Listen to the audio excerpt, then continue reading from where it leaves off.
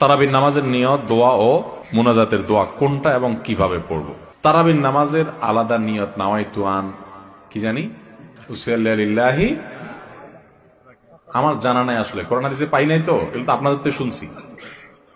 আচ্ছা, আরেকটা কি তারাবির দোয়া মুনাজাত? তারাবির দোয়া ওই যে 4 রাকাত পর পর কি পড়ে? সুবহানাজিল মুলকি ওয়াল মালাকুতি, আমি এর দূরই পারি শুধু, এরপরে কি আছে? আচ্ছা, কি কি জানি আছে।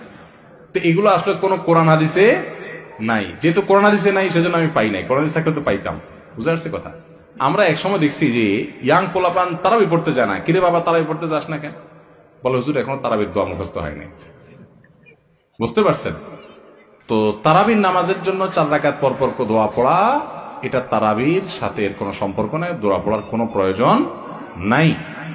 4 রাকাত পর একটু অবসর দেয় ইমাম সাহেব, এটা রেস্ট।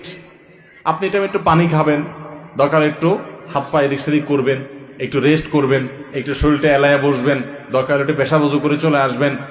এটা হলো রেস্টের সময়। তারাবি মানে হলো আরাম করে করে পড়া, 4 রাকাত পর রেস্ট দেওয়া।